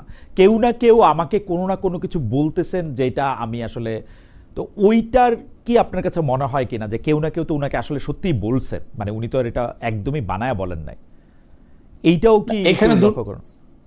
জি, এখানে একটা হচ্ছে তথ্য, আর একটা হচ্ছে আপনি তথ্যটাকে কিভাবে ইন্টারপ্রিট করছেন সেটা। এখানে তথ্যটা হচ্ছে ইয়েস, 4টা এপিসি ক্যান্টনমেন্ট থেকে বেরিয়েছে, সাথে 4 দুগুণে 8টা পিকআপ ভর্তি সৈন্য বেরিয়েছে। এখন পুরো বাংলাদেশেই তো ম্যাজিস্ট্রেসি পাওয়ার নিয়ে সেনাবাহিনী বিভিন্ন জায়গাতে ডিপ্লয়েড। তারা বিভিন্ন জায়গাতে তাদের অ্যাডমিনিস্ট্রেটিভ মুভ হতে পারে, লজিস্টিক মুভমেন্ট হতে পারে, অপারেশনাল মুভমেন্ট হতে পারে, that is for the very purpose of performing the duty which they have been entrusted upon. তাদেরকে যে দায়িত্বটা দেওয়া হচ্ছে এটা পালন করার জন্যই তাদেরকে কতগুলো রুটিন মুভমেন্ট করতে হয়। তো মুভমেন্টটা হয়েছে, এই তথ্যটা তো ভুল না, কিন্তু মুভমেন্টের ইন্টারপ্রিটেশনটা কি হয়েছে, দ্যাট ইজ রিয়েলি সিরিয়াস। যখন এই একটা বিনাইন মুভমেন্টকে কেউ একটা অ্যাটেম্পট বলে এটাকে পাবলিসাইজ করার চেষ্টা করে, একটা ফিয়ার মঙ্গারিং এর চেষ্টা করে, জনগণের ভিতরে একটা ভয় ঢোকানোর চেষ্টা করে, আমি মনে করি this is a serious criminal offence. এটা অত্যন্ত বাজে একটা অফেন্স। যারা এই ধরনের কাজগুলো করছেন, হ্যাঁ তথ্য কেউ দিতেই পারে। আপনারাও যেরকম যারা সাংবাদিকতা করেন, আপনাদের প্রচুর সোর্স থাকে বাংলাদেশের ভেতরে, তাদের কাছ থেকে আপনারা বিভিন্ন নিউজ ফিডব্যাক পান, বাট আপনি একটা নিউজ পেলেন, বাট নিউজটার যে বিশ্লেষণ, নিউজ অ্যানালিসিস বা ইন্টারপ্রিটেশনটা তো অ্যাবসলিউটলি আপনার উপরে। আপনি এটাকে চেক করবেন, রিচেক করবেন, নাম্বার অফ সোর্স থেকে আপনি কনফার্ম করবেন যে তথ্যটা আপনি পেয়েছেন সেটা সত্যি না মিথ্যে, এটা বানোয়াট কিনা, অ্যান্ড দেন যে তথ্যটা আপনি পেলেন তার পিছনে ব্যাকগ্রাউন্ড ইন্টেনশনটা কি হতে পারে, এটা আপনি একটা অনুমান নির্ভর একটা বক্তব্য দিতে পারেন। কিন্তু সেই বক্তব্যটা এই পর্যায়ে হওয়া উচিত না যেটা পুরো দেশব্যাপী একটা মনে করেন ফিয়ার মঙ্গারিং করবে, লোকজনের ভিতরে একটা ভয় ঢুকিয়ে দেবে। এগুলো তো আমার মনে হয় যে দিস আর ইল ইন্টেনশন, এগুলো তো ভালো কোনো লক্ষ্যে হচ্ছে বলে আমার মনে হয় না। আর যেটা আপনি যুদ্ধের কথা শুরুতেই বলেছেন, দেয়ার আর সাম পিপল যারা সবসময় চাবে আমাদের দেশ, যে আমরা সবসময় একটা ঐক্যের কথা বলে আসছি, আমরা সবসময় চেয়েছি, আমরা এখনো চাই, আপনারা প্রত্যেকেই চান যে আমরা যাতে ঐক্যবদ্ধ ইউনাইটেড থাকি। এই জন্য সরকার ঐক্যমত্য কমিশনও গঠন করেছে। উদ্দেশ্যটা একটাই, আমাদের ভিতরে যখন একটা ডিভিশন তৈরি হবে, আমাদের যে পটেনশিয়াল এনিমি যারাই আছে তারা কিন্তু এটাকে এক্সপ্লয়েট করার চেষ্টা করবে। তো যখনই কেউ এই ধরনের কোনো রিউমার ছড়ায়, ভেরি আমার সঙ্গত কারণে আমার মনের ভিতরে একটা প্রশ্ন আসে, হুম দে আর ট্রাইং টু হেল্প? তারা কি আমাদের বিভাজনটাকে বাড়ানোর চেষ্টা করছে? আর দে ট্রাইং টু হেল্প আমাদের যে কি বলে যে শত্রুপক্ষ যারাই হোক দেশের ভেতরে এবং বাইরে, তাদের পরে তারা কাজ করছে কিনা, এই প্রশ্নটা কিন্তু সঙ্গত কারণে মনের ভিতরে চলে আসে। ডক্টর ইউসুফ, আমি দুইটা বিষয়ে শুধু আপনার একটু কুইক মানে একটু মতামত জানতে চাই। একটা হচ্ছে যে আমরা কিন্তু দেখতে পাচ্ছি যে সেনাপ্রধান রাজনীতি থেকে বা ক্ষমতা থেকে নিজেকে দূরে রাখবেন এরকম একটা প্রতিশ্রুতি দিচ্ছেন, কিন্তু ঘটনা হচ্ছে তিনি কি রাজনীতি থেকে আসলে দূরে থাকতেছেন? তিনি বিভিন্ন রাজনৈতিক দলের সাথে কথা বলতেছেন, রাজনৈতিক দলের মুখপাত্রদের সাথে কথা বলতেছেন। তিনি মানে একটা কথা আছে না, অধিকার ছাড়িয়া দিয়া অধিকার রাখার মতো বিড়ম্বনা, এরকম একটা ইয়ার মধ্যে তো তিনি যুক্ত থাকতেছেন আসলে। মানে এইটা কেন? মানে আমরা কেন ডিজিএফআই কেও ইন্টারেস্ট নিতে দেখতেছি এই রাজনীতি নিয়ে? ওনারা তো ক্ষমতায় থাকবেন না, ডিজিএফআই কেন পলিটিক্যাল ইন্টারেস্ট নিতে হবে বা নিতে হচ্ছে কিনা? ডক্টর ইউসুফ। ওকে, ফাইন। আপনার যে প্রশ্নটা হচ্ছে যে আপনি যেটা বললেন যে ক্ষমতা ছাড়িয়ে দিয়া তা অধিকার ধরে রাখার চেষ্টা করাটা, আচ্ছা চমৎকার একটা কথা বলেছেন। এখন প্রশ্নটা হচ্ছে যে পলিটিক্স বলতে আমরা আসলে মানে যেটা বোঝা যায় পলিটিক্স, এটা আমি আমার একটা বক্তব্যে অতীতেও বলেছি যে রাষ্ট্রের যে চারটা মৌলিক যে মানে এগুলো আছে, স্তম্ভ আছে, মানে ক্ষমতার স্তম্ভ, যেটা diplomacy, information, military and economy বলা হয়ে থাকে, the four instruments of national পাওয়ার। এই চারটা স্তম্ভের উপর কিন্তু একটা ন্যাশনাল পাওয়ার ডিপেন্ড করে। তো এই পাওয়ার গুলো তো very well political elements in এ সে। আমি পলিটিক্স বলতে চাই যে war is an extension of politics. যখন আমার কোন একটা দেশের সঙ্গে কোন একটা সমস্যা হচ্ছে, সেটা ভেতরে হোক বাইরে হোক, যখন সেটা পলিটিক্যাল প্রসেসে সেটেল করা না যায়, যখন ডিপ্লোম্যাটিক প্রসেস সেটেল করা না যায়, তখন বাধ্য হয়ে সরকার তখন তার মিলিটারি টুলটাকে ইউজ করে। That means the military as an instrument of national power, they have to be fully aware of the political development within and outside of the country. So there is no harm in being politically aware. কিন্তু আপনি যেটা বলতে যাচ্ছেন বা যেটা অবশ্যই আপত্তিকর, যে whether he is involved in a party politics, that's very important. যদি মনে করেন এটা অ্যাবসলিউটলি, আমি যেটা মনে করি সেটা বলছি, জেনারেল ওয়াকার কি ভাবছেন আমি তার ওনার মনের ভিতরে ঢুকে দেখিনি, বাট ফ্যাক্ট হচ্ছে এটা, উনি যদি শুধু পার্টিকুলার একটা পার্টির সঙ্গে রিপিটেডলি মিটিং করতেন বা একটা সার্টেন পলিটিক্যাল পার্টির সঙ্গে ওনার অতিরিক্ত সূক্ষ্মতা দেখা যেত, তখন আপনারা হয়তো প্রশ্নটা তুলতে পারতেন যে উনি একটা পার্টি পলিটিক্স ইনভলভ হয়ে যাচ্ছেন কিনা। যখন উনি মাল্টিপল পার্টির সঙ্গে উনি কথা বলেন, আমি এটাকে একটা সিভিল মিলিটারি রিলেশনশিপের একটা পজিটিভ সাইন হিসেবে দেখি, এবং আমি মনে করি যে রাষ্ট্রের একটা অন্যতম ন্যাশনাল ইনস্ট্রুমেন্ট অফ ন্যাশনাল পাওয়ার হিসেবে তার অবশ্যই পলিটিক্যাল অ্যাওয়ারনেসটা থাকা উচিত। সার্বভৌমত্ব রক্ষার কথা আমরা বলে থাকি, সার্বভৌমত্ব, external sovereignty as well as internal sovereignty both, এবং আমাদের যে threats to sovereignty can emerge from outside as well as from within. So এদিক থেকে যদি উনি একটা পলিটিক্যাল অ্যাওয়ারনেসের জন্য if he maintains communication with all the political parties, কোন একটা নির্দিষ্ট পলিটিক্যাল পার্টির প্রতি বায়াস না হয়ে, আমি এর ভিতরে মন্দ কিছু দেখি না। আমি মনে করি বরঞ্চ একজন সেনাপ্রধানের এই অ্যাওয়ারনেসটুকু থাকা উচিত, কমিউনিকেশনটুকু তার মেনটেন করাই উচিত।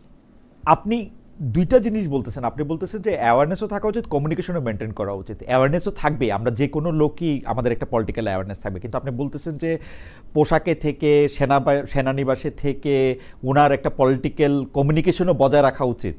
এখন কমিউনিকেশনের ক্ষেত্রে, আমি কমিউনিকেশনের ছাত্র হিসেবে বুঝি ডক্টর ইউসুফ, কমিউনিকেশনের ক্ষেত্রে কিন্তু পিক অ্যান্ড চুজ থাকে।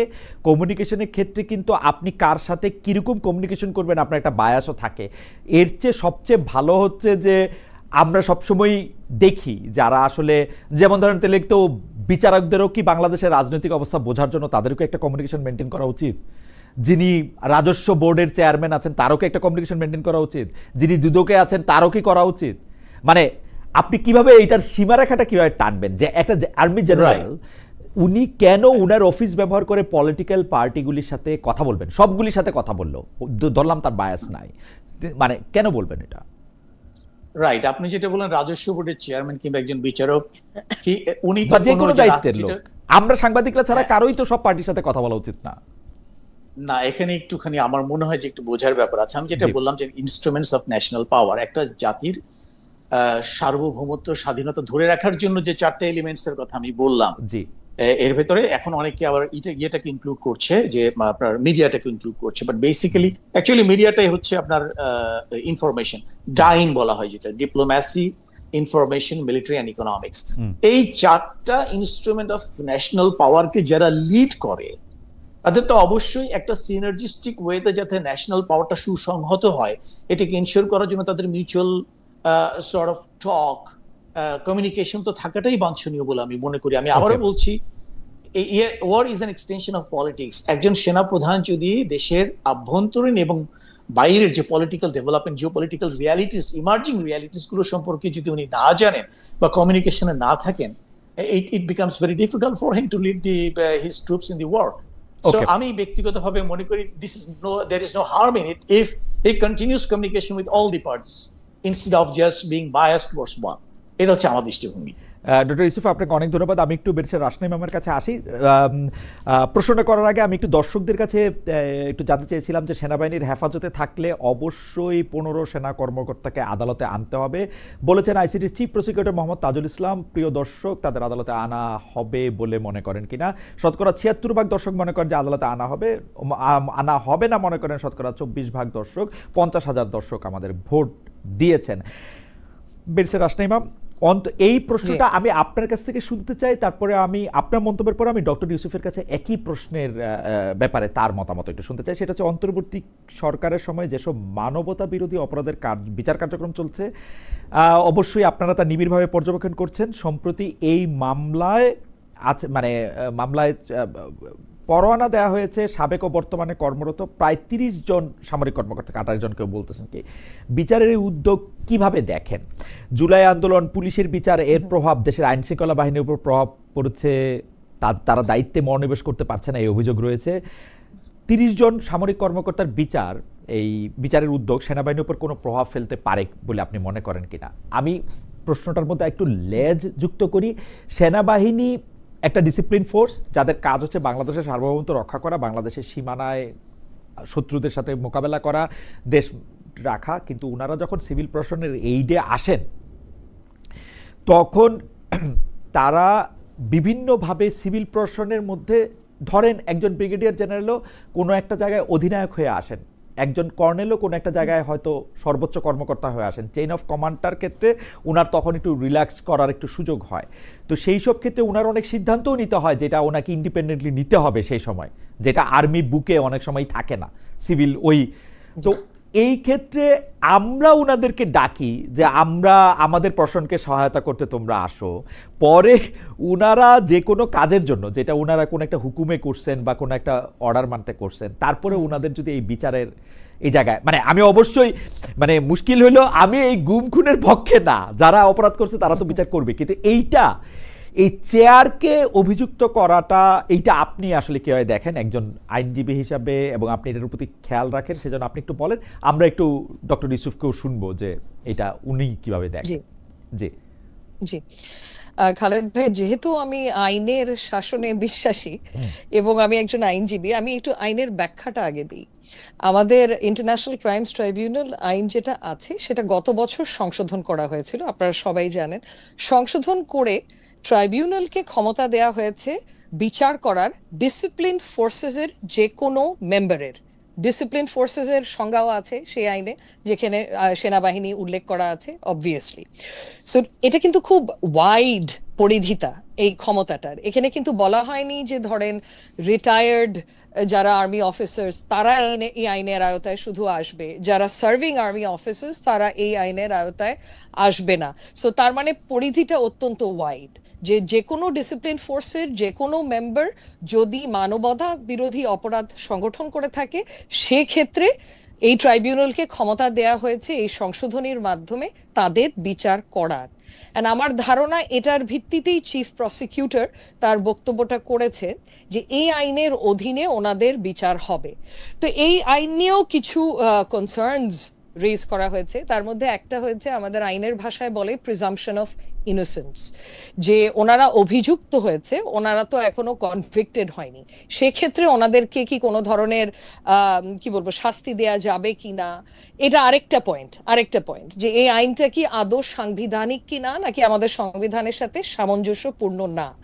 সো এখানে আমাদের সংবিধানে কিন্তু আর্টিকেল 47-এ স্পেসিফিক্যালি হেফাজত করা হয়েছে কিছু ধরনের আইনের। তার মধ্যে কি কি ধরনের আইনের?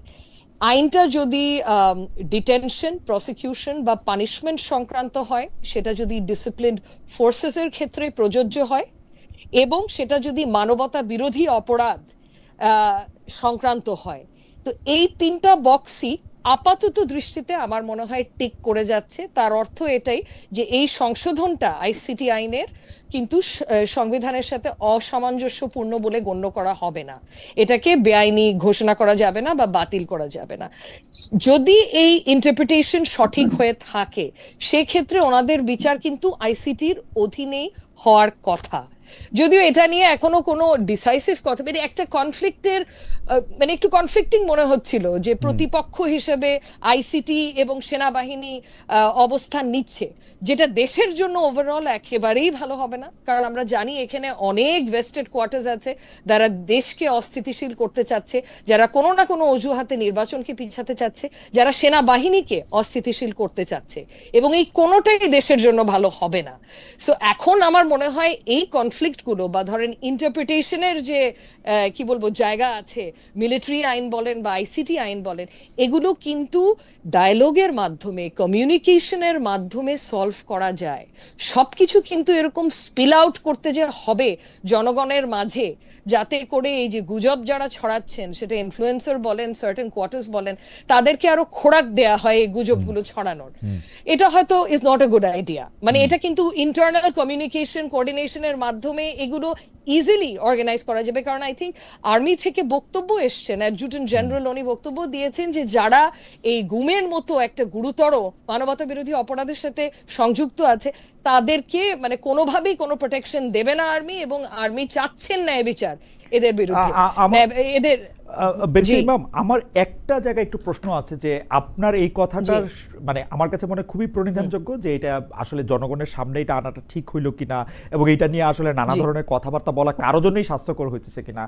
কিন্তু আমি এইটা আসলে ডক্টর ইউসুফ থেকেই পুরো জানতে চাইবো, কিন্তু আপনার কাছে কি মনে হয়, যা আইসিটি তদন্ত করে বুঝতে পারলো উনারা গুম খুনের সাথে জড়িত ছিলেন, 5 আগস্টের পরে 1 বছরের বেশি সময়, 14 মাস 15 মাস পার হয়ে গেল, আর্মি জানতো না যে ওনারা গুম খুনের সাথে জড়িত ছিলেন কি ছিলেন না? আর্মির কোনো ইন্নার মেকানিজম নাই যে ওনারা এটা জানতে পারেন যে এই অফিসারটা আসলে মানবতা বিরোধী এই অপরাধে, গুমে খুনে বা অন্য কোনো অন্যায়ের সাথে জড়িত ছিল? আর্মিতে তো বেচারিমাম, আর্মিতে তো আমরা দেখছি যে পান থেকে চুন খসলে চাকরি চলে যায়। মানে স্ত্রীকে জোরে বকা টকা বা খারাপ ব্যবহার করছে, তার 2 মাস পরে সে একটা মেমো টেমো খায়, তার একটা অবস্থা খারাপ। মানে আর্মি তো একটা সাংঘাতিক ডিসিপ্লিন ফোর্স।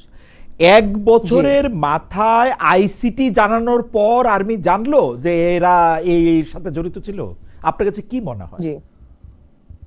জি, এখানে মানে আর্মি তো ওনারা তো শাসিত হয় মিলিটারি আইনের মাধ্যমে, এবং মিলিটারি আইনগুলো খতিয়ে দেখার সুযোগ অনেস্টলি আমার হয়নি।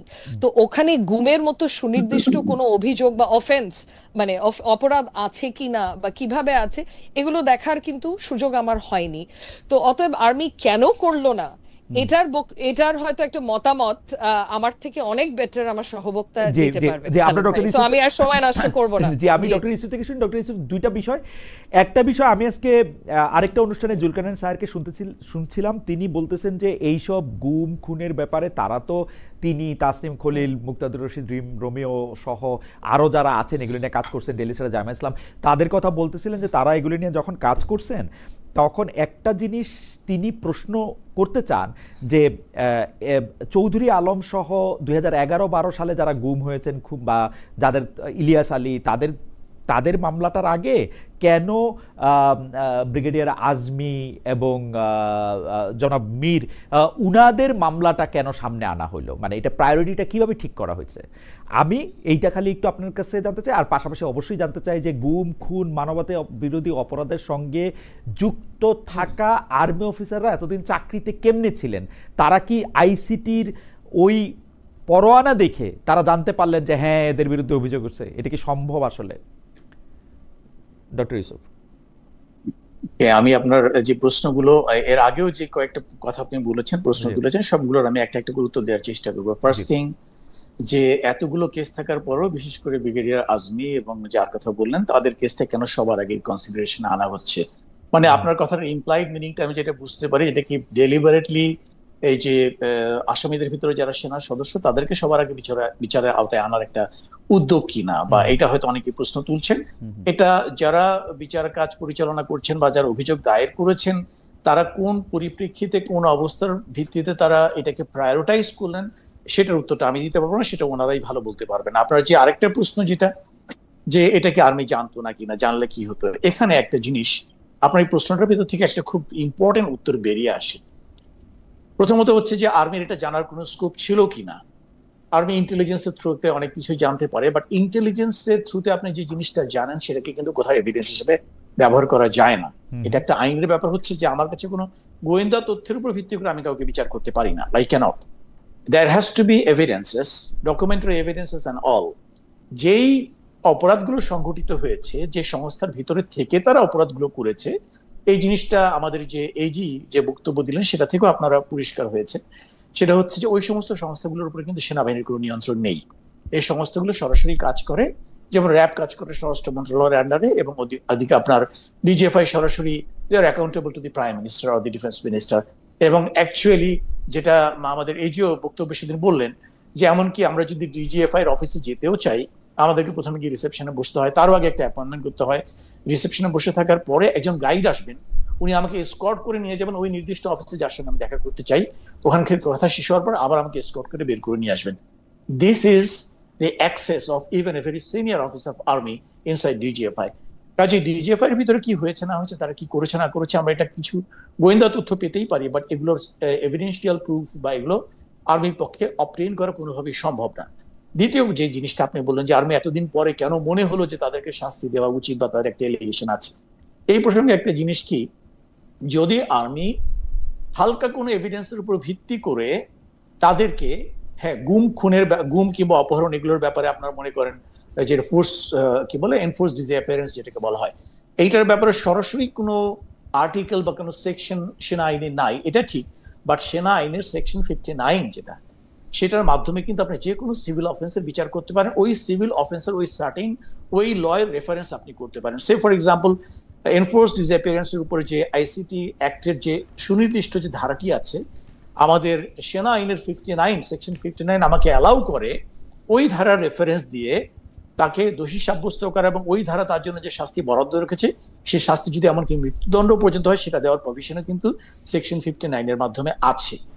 এখন প্রশ্ন হলো, যদি আর্মি তাড়াহুড়ো করে সেনাবাহিনী এদেরকে অন্য কোনো উইক চার্জ ফ্রেমিং করে এই একই কর্মকাণ্ডের জন্য তাদেরকে একটা বিচার করে ফেলতো, তারপরে আপনি তো তাকে একই অফেন্সের জন্য আপনি তো সেকেন্ড টাইম তাকে পানিশ করতে পারবেন না। আমার যেটা ধারণা, আমার ব্যারিস্টার আরো ভালো বলতে পারবেন উনি, আমার সহ আলোচক, যে for one offence you cannot punish someone twice, আপনি একজনকে দুবার কিন্তু পানিশমেন্ট দিতে পারেন না। সো আর্মির যদি ইন্টেনশনটা ইল ইন্টেনশনই থাকতো, যদি এদেরকে সেফগার্ড করার কোনো ইন্টেনশনই আর্মির থাকতো, আর্মি কি করতো, আর্মি টপ লিডারশিপ করতো কি তাড়াহুড়ো করতো একটু উইক চার্জ ফ্রেমিং করে উইদিন সেনা আইনের ভিতর তাদেরকে শাস্তি দিয়ে দিত, আপনি কিন্তু পরবর্তীতে আইসিটি নিতে পারতেন না।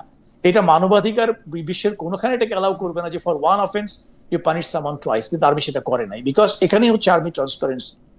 তারা চেয়েছে যে শুধুমাত্র অনুমানের উপর ভিত্তি করে কিংবা কোনো গোয়েন্দা তথ্যের উপর ভিত্তি করে কাউকে শাস্তি দিতে আর্মি মনে করেছে, যেটা আমার ধারণা, আমি তো এখন আর্মিতে জব করি না, but this is how we work, আমরা আর্মিতে যখন ছিলাম এভাবেই করতাম।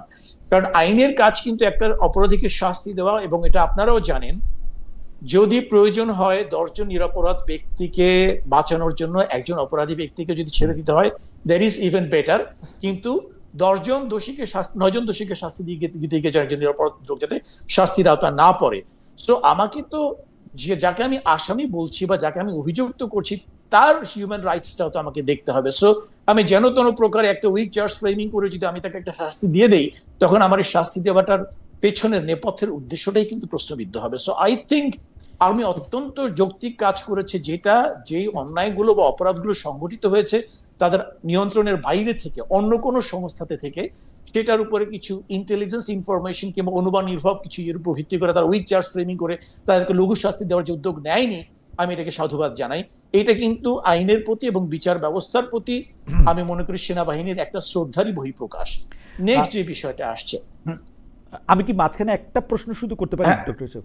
সেটা হচ্ছে যে আমি শুধু বোঝার জন্য একটা নাম বলতেছি, ধরেন এনটিএমসির দায়িত্বে যিনি ছিলেন, national telecommunication monitoring commission council committee কি জানি না, ওই এনটিএমসির দায়িত্বে যিনি ছিলেন মেজর জেনারেল জিয়াউল আহসান, আমরা কিন্তু 5 আগস্টের পরে দেখলাম মেজর জেনারেল জিয়াউল হাসানের বিরুদ্ধে একটা মামলা করা হয়েছে, তাকে আদালতে নিয়ে যাওয়া হয়েছে। এই যে 30 জন সার্ভিং এবং রিটায়ার্ড অফিসার আছেন, তাদের অপরাধ বা তাদের বিরুদ্ধে অভিযোগ এই জিয়াউল হাসান থেকে কিভাবে আলাদা, বা আরও যারা আর্মি অফিসার আছেন, আমার এই মুহূর্তে নাম মনে করতেছে না সেজন্য আমি বলতেছি না, যারা মানে যারা চাকরি চলে গেছে বা যাদের বিরুদ্ধে মামলা হয়েছে, যারা জেলখানায় আছেন, যারা আটক আছেন, এদের সাথে এই সার্ভিং অফিসারদের অপরাধ আপনি আলাদা কেমনে করছেন? মানে কেন জেনারেল জিয়াউল হাসান শুরু থেকেই কারাগারে আছেন, কেন জেনারেল কবির আহমেদ এতদিন আবার চাকরিতেও ছিলেন? মানে এটার হিসাবটা কি আসলে? উত্তরটা তো আপনিই দিয়ে ফেলেছেন, কারণ জিয়াউল হাসানের এগেইনস্টে মামলা হয়েছিল, এদের এগেইনস্টে মামলাটা এখন হলো, এদের এগেইনস্টে চার্জ গঠনটা এখন হলো। এতদিন এদের এগেইনস্টে কোনো চার্জ গঠন হয়নি, এদের নামে কোনো মামলা হয়নি। সো কারণ নামে যখন কোনো মামলা না হয়, আমি কিভাবে তাকে আইনের হাতে সুপর্দ করবো? সেনাবাহিনীর হাতে তো মানে মামলা ছাড়াও আরো অনেক সেনা কর্মকর্তাকে চাকরি বাধ্যতামূলক অবসর, রিটায়ারমেন্টে বা বরখাস্ত করা বা সেনা আইনে শাস্তি দেওয়া হয়েছে কিনা, আমি কিন্তু জানি যে হয়েছে, আরো 5 আগস্টের পরে আরো বেশি। তো তাদের সাথে ইনারা কিভাবে ডিফারেন্ট? রাইট, এখন সেনা আইনে যখন কারো এগেইনস্টে আপনি কাউকে যখন শাস্তি দিতে চান, তার এগেইনস্টে একটা চার্জ গঠন করতে হয়। তো চার্জ গঠন করার জন্য যে আপনার এভিডেন্স গুলো বা যে সমস্ত কি বলা যায় এটাকে, হ্যাঁ এভিডেন্স, এটা বাংলায় কি মনে পড়ছে না, যে এভিডেন্স গুলো প্রয়োজন, সেই এভিডেন্স গুলো যখন সেনা কর্তৃপক্ষ কাছে থাকে, তখন তার একটা কংক্রিট চার্জ গঠন করে তাদেরকে আইনের আওতায় এনে কোর্ট মার্শালের মাধ্যমে, বা সামারি কোর্ট মার্শাল হতে পারে, field general court martial, different types of court martials are there. তো এখন অভিযোগ করার মতো যখন পর্যাপ্ত এভিডেন্স তাদের হাতে থাকে অভিযোগ গঠন করার জন্য, তখন তাদের এগেইনস্ট অভিযোগ গঠন করা হয়েছে, তাদেরকে শাস্তি দেওয়া হয়েছে। This is my way of understanding, because যখন এই ঘটনাগুলো ঘটেছে, আমি কিন্তু অলরেডি সেনাবাহিনীর বাইরে, আমি আজকে 3 বছর হলো রিটায়ার করেছি। বাট আমি যেটা বুঝি যে আপনি যখন চার্জ গঠন করার মতো এভিডেন্স পাবেন, তখন চার্জ গঠন করে সেনা আইনের ওই সংশ্লিষ্ট সেকশনে গিয়ে ওই ধারা বলে আপনি তাকে শাস্তি দিতে পারেন। দ্যাট কুড বি তাকে চাকরি থেকে বহিষ্কার করা, বা তার এটাকে কি বলে, তার ফোর্সিবল রিটায়ারমেন্টে পাঠানো। কিন্তু যখন আপনার কাছে এভিডেন্সটা না থাকে চার্জ গঠন করার মতো, যেমন আমি আবারও বলছি, চার্জ গঠন করতে পারবেন কখন? যখন সেনা পরিধির ভেতরে থেকে সে কোন একটা অন্যায় করেছে, যেখানে তার একাধিক আমি উইটনেস সংগ্রহ করতে পারতেছি, হ্যাঁ, বা কেউ স্বপ্রণোদিত হয়ে এটাকে কমপ্লেইন করলো, এটার মধ্যে কোনো পিক এন্ড চুজ নাই তো, বা জনতুষ্টিমূলক উনার বিরুদ্ধে বেশি ভয়েস রেজ করা হয়েছে সেজন্য উনাকে আমরা, মানে ব্যাপারটা এরকম না তো। মানে আর্মি এখানে, আপনার কাছে কি মনে হয়? আমার কাছে কিন্তু মনে হয় যে এখানে পিক এন্ড চুজের সুযোগ থাকতেছে, এবং মানে জনতা যার বিরুদ্ধে বেশি কথা বলছে তাদের সন্তুষ্ট করার জন্য এইটা একটা হইছে, এরকম হইতে পারে কিনা, মানে আমার মত কত কেমন হইলো যে মানে অনেকে এরকম বলতে পারে কিনা? আবারও বলছি, এই ধরনের স্পেকুলেটিভ বা অনুমান নির্ভর কোনো বক্তব্য দেওয়াটা আমি মনে করি যে এটা যারা গুজব ছড়ায় তারা এটা পছন্দ করে। বাট আমি কিন্তু ফ্যাক্টস এর বাইরে আমি কোনো কথা বলতে রাজি না। আমি কেন এটাকে অনুমান করবো যে তেমন কোনো পিক বা চুজের কোনো একটা অ্যাসপেক্ট ওখানে ছিল কিনা, I do not know that, I do not know. But আমি মনে করি যে এই ধরনের অনুমান নির্ভর কথা না বলাটাই ভালো। এতে করে অহেতুক কতগুলো সন্দেহ তৈরি করা হয়, অহেতুক কতগুলো এলিয়েনেশন তৈরি করা হয়, মানে এটা তো it's not right. Okay, thank you. আপনি কি আরেকটা প্রসঙ্গ শেষ করতে চাইছিলেন? আমি একটু মাঝখান থেকে আপনার কি আর কিছু বলার ছিল? যে ওই রাইট যেটা হচ্ছে, যেটা মানে আমাদের চারপাশে যে রিউমারটা ছড়ানো হচ্ছে যে ওয়েদার আর্মি এদেরকে সেফগার্ড দেওয়ার বা প্রোটেকশন দেওয়ার কোনো চেষ্টা করছে কিনা, কেন আইসিটিতে তাদেরকে এখনো সুপর্দ করা হয়নি, ওয়েদার দি আর্মি হায়ারার্কি এদেরকে প্রোটেকশন দেওয়ার চেষ্টা করছে কিনা, এই বিষয়টা আমি একটু পরিষ্কার করা প্রয়োজন মনে করছি। প্রথমত হচ্ছে যে এই ব্যাপারে কোনো রকমের সন্দেহের অবকাশ নেই যে 25 জনকে এই দুটো মামলার আওতায় যাদেরকে ইনিশিয়ালি অভিযুক্ত করা হয়েছে, তাদের বিচার আইসিটির আন্ডারেই হতে হবে। কোর্ট মার্শালের মাধ্যমে এদের বিচার হওয়ার কোনো সুযোগ নাই। This is crystal clear. এটা নিয়ে আমার সহ আলোচক যিনি আছেন উনি আরো ভালো করে হয়তো বলতে পারবেন। এখানে রেট্রোস্পেক্টিভ ইফেক্ট বলে যে কথাটা বলা হয়, যেমন আমাদের সেনা আইনে কিন্তু মানে যখন একটা আইন মানে প্রণয়ন করা হয়, সে আইনের আগে ঘটে যাওয়া কোনো ঘটনার জন্য কিন্তু এই আইনের মাধ্যমে বিচার করা যায় না। কিন্তু একমাত্র আইসিটিতেই কিন্তু আইসিটি আইসিটি একটি সুযোগটা রয়েছে রিট্রোস্পেক্টিভ ইয়েতে আপনি, যে আজকে আইনটা প্রণয়ন করা হলো, কিন্তু যে অপরাধের কথা আইনে বলা হলো সে অপরাধটা সংঘটিত হয়েছে আজ থেকে 20 বছর আগে। কিন্তু সেই অপরাধের জন্য কিন্তু আইসিটির আন্ডারে আপনি কিন্তু তার বিচার করতে পারবেন, কিন্তু সেনা আইনের আন্ডারে আপনি চেষ্টা করতে পারবেন না, বিকজ সেনা আইন যেদিন থেকে তৈরি হয় তার আগের কোনো অপরাধ সংঘটিত হলে সেটা ওই আইনের আওতায় বিচার করা যায় না। সো আমরা যদি সুবিচার প্রত্যাশা করি, অবশ্যই আমরা করি, সেই ক্ষেত্রে এই ব্যাপারে কোনো রকমের সন্দেহের অবকাশ নেই যে যাদেরকে সেনাবাহিনীর সদস্য যাদেরকে এখন ইয়ে করা হয়েছে, কনফাইন করে রাখা হয়েছে বা যাদেরকে অ্যাটাচ করে রাখা হয়েছে, আলটিমেটলি তাদের বিচারটা আইসিটিতেই হবে। এটা কোনো সামরিক আদালতে এটা বিচার হওয়ার কোনো সুযোগ নাই। এবং আমি দৃঢ়ভাবে বিশ্বাস করি যে সেনাবাহিনীর যে লিডারশিপ তারা ওই ধরনের কোনো কিছু চিন্তা ভাবনা করছে না। যেগুলো এটা নিয়ে আমার সবচেয়ে বড় কষ্টটা হচ্ছে এটাই, এই যে কতগুলো অনুমান নির্ভর বক্তব্য দিয়ে গুজব ছড়িয়ে যে আননেসেসারিলি একটা সর্ট অফ ফিয়ার মঙ্গারিং করা বা একটা তাপ ছড়ানো, মানে আর্মিকে ডেমোনাইজ করা বা এলিয়েনেট করা, this are something really uncalled for. মানে এটা কিন্তু একেবারেই অপ্রত্যাশিত, এটা ঠিক হচ্ছে না। হ্যাঁ, মনে হচ্ছে যে মানে যেটা ব্যারিস্টার ইমাম কিছুটা বলতেছিলেন যে আইসিটি এবং আর্মিকে মুখোমুখি দাঁড় করানো, সেনা মানুষের প্রশ্নের মুখে আর্মিকে বলা, এইটার একটা জায়গাও আমরা দেখতে পাচ্ছি।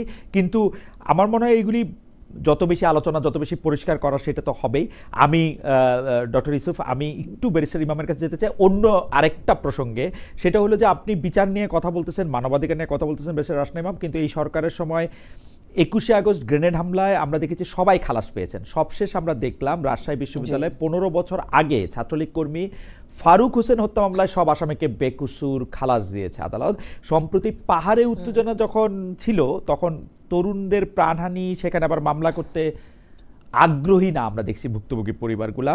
এসব ঘটনা নিয়ে কি বলবেন? মানে আওয়ামী লীগ আমলে আমরা দেখেছিলাম যে আমার শিক্ষক আবুল কাশেম মোহাম্মদ ফজলুল হক তিনি বলেছেন যে তিনি আসলে সন্তান হত্যার বিচার চান না ওই সরকারের কাছে, কারণ তিনি চান যে, মানে আপনার মনে থাকবে যে তিনি মনে করেন যে এই সরকারের ক্ষেত্রে তার ছেলে হত্যার বিচার হবে কিনা তিনি তার কোনো ভরসা নাই।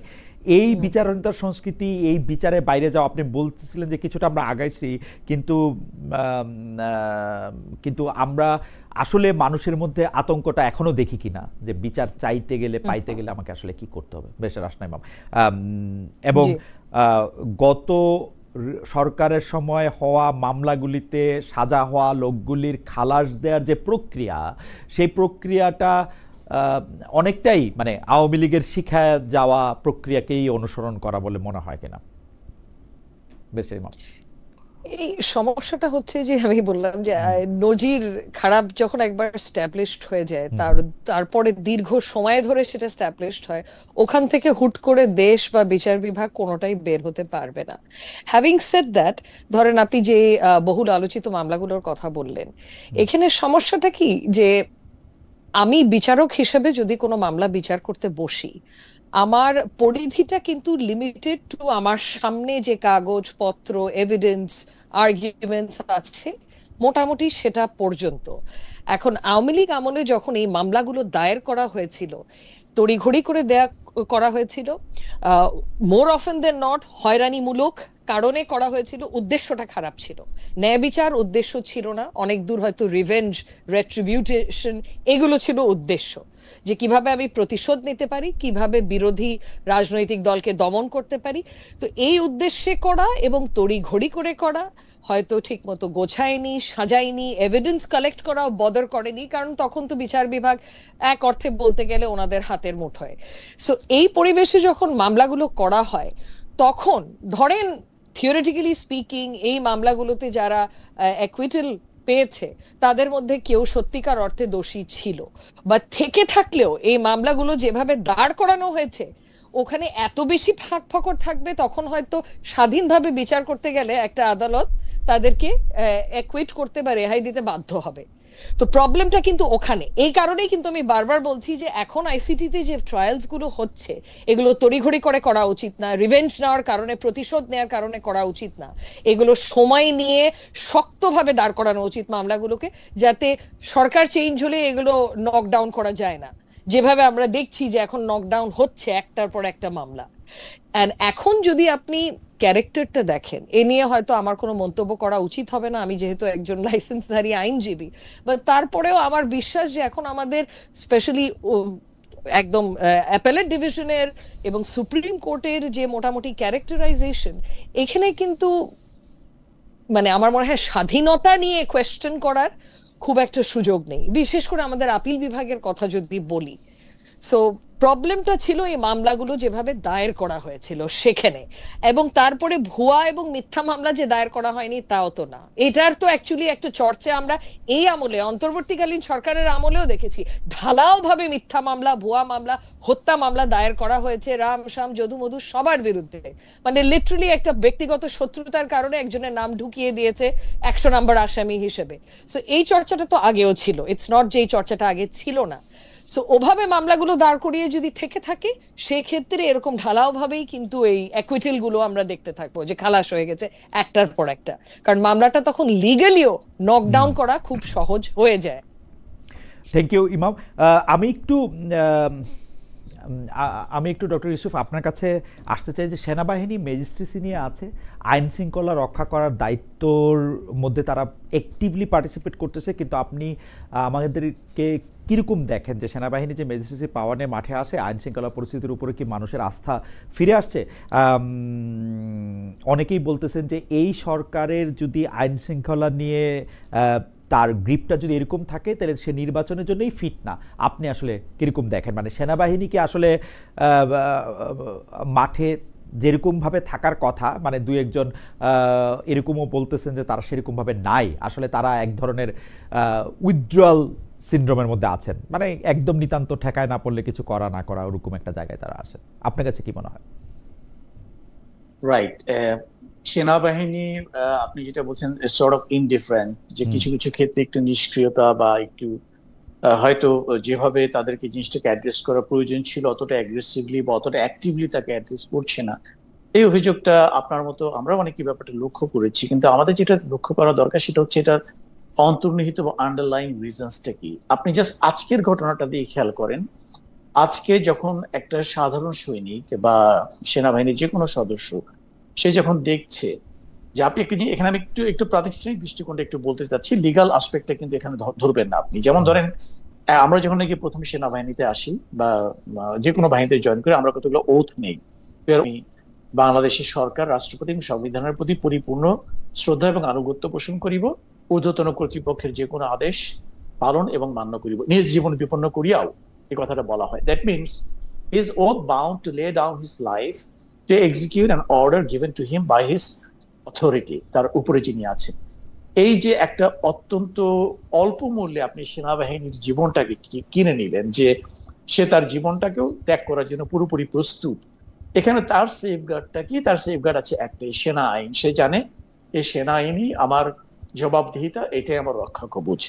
আমার বিরুদ্ধে যদি কেউ অন্যায় করে, এই সেনা আইনে তার বিচার হবে, এই সেনা আইন আমাকে সুরক্ষা দেবে। This is sort of a social কন্ট্রাক্টের মতো বলতে পারেন, যে আমি আমার জীবনটাকে উৎসর্গ করার জন্য আমি কথা দিচ্ছি, বিনিময়ে আমি কি পাচ্ছি? I am getting protection.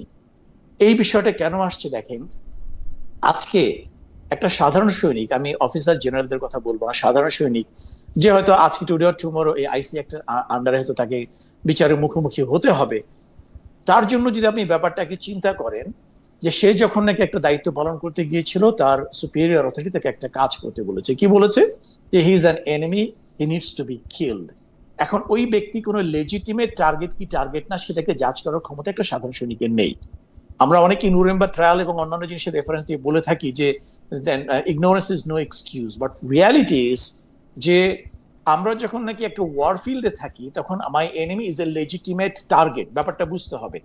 এখন আমি যেটা ওয়ারের কথা বলছিলাম, যখন হাসিনা যখন নাকি ডিক্লেয়ার করে they are fighting a war against the terrorist, আমি ড্রাগের বিরুদ্ধে যুদ্ধ ঘোষণা করছি, সো ক্লাসিক্যালি একাডেমিক সেন্স আমি বলতে পারি that's a war. So he who is recognized as a terrorist, he becomes a legitimate target for the soldier who is on ground. আমি ব্যাপারটা আশা করি বুঝাতে পেরেছি। তো সে কিন্তু তাকে একটা লেজিটিমেট টার্গেট ধরে নিয়েই কিন্তু তার দিকে গুলিটা ছুঁড়েছে। আমি যদি এটা বলি, তাহলে সেই ক্ষেত্রে আজকে যখন তাকে আইসিটি মামলা তাকে অভিযুক্ত করা হচ্ছে, তাকে দোষী সাব্যস্ত করে শাস্তি দেওয়া হচ্ছে, এইটা for the rest of the people in the army তাদের হবে কি এরপর থেকে তাকে যখনই কোনো আদেশ দেওয়া হবে কোনো একটা কাজ করার জন্য সেইটার লিগাল ইমপ্লিকেশনস তাকে আগে চিন্তা ভাবনা করার চেষ্টা করবে। যে ছোটকালে আমরা যে কবিতাটা পড়েছি, charge of the light brigade, there is not to reason why, there is but to do or die. মানে you don't ask why, you just do it or you die. মানে এই ধরনের যে একটা প্রফেশনাল আর্মির যে অ্যাটিটিউডটা থাকার কথা, তখন আমাদের প্রত্যেকটা রেজিমেন্ট ইউনিটের ভিতরে প্রচুর লয়ার তৈরি হবে, ওখানে কোনো সোলজার থাকবে না, because everyone will try to interpret the order given to him from the higher up from legal perspective.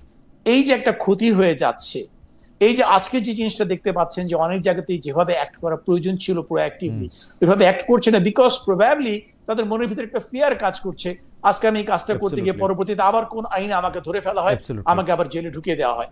So this is probably acting as একটা বার, একটা হিসেবে কাজ করছে এখানে, একটা তাদের সাইকোলজিক্যাল একটা ফিয়ার হিসেবে কাজ করছে। আমার মনে হয় আপনার এই বক্তব্যের সাথে আমি পুরোপুরি বুঝতেও পারছি এবং আমি আসলে একমত পোষণ করি। আমি ব্যারিস্টার ইমামের কাছে একটু জানতে চাইবো যে ব্যারিস্টার ইমাম, আপনি সেনাবাহিনী ম্যাজিস্ট্রেসি পাওয়ার নিয়ে বাংলাদেশে থাকার পরে আপনি এটাকে কিভাবে দেখেন, এবং আপনি এই সেনাবাহিনী সহ যারা আইন শৃঙ্খলা রক্ষা করতে সাহায্য করতেছেন তাদেরকে ইলেকশনে ফিট মনে করেন কিনা, সামনের ইলেকশনের আইন শৃঙ্খলা রক্ষা করা? জি, ইনফ্যাক্ট এই ব্যাপারে তো খালেদ ভাই আমার একটা মোটামুটি শক্ত অবস্থান আছে। সামনে যে নির্বাচন আছে এই নির্বাচনে সেনাবাহিনী মানে একেবারে অপরিহার্য, কারণ আমরা দেখেছি যে অন্তর্বর্তীকালীন সরকার কিন্তু আইন শৃঙ্খলার পরিস্থিতিটা পুরোপুরি নিয়ন্ত্রণে আনতে পারেননি, যে কারণে ম্যাজিস্ট্রেসি পাওয়ারটা দেয়া। এবং সেনাবাহিনীর আমি আশা করি যে ম্যাজিস্ট্রেসি পাওয়ারটা কন্টিনিউ করবে আপ আনটিল ইলেকশন, কারণ না হলে আমার মনে হয় না এই সরকার একটা ল অ্যান্ড অর্ডার বজিয়ে রাখতে পারবে নির্বাচনের সময়। সো একেবারে অপরিহার্য আমার মনে হয় সেনাবাহিনীর ফুল সাপোর্ট আমাদের দরকার হবে, এবং যে কারণেই এসব ধরনের গুজবে মানে কান দেওয়া উচিত না, কারণ এটা দেশকে অস্থিতিশীল করবে, সেনাবাহিনীকে অস্থিতিশীল করবে এবং নির্বাচনকে কোনো না কোনো অজুহাতে পিছিয়ে দেবে, যেটা কারো জন্যই ভালো হবে না।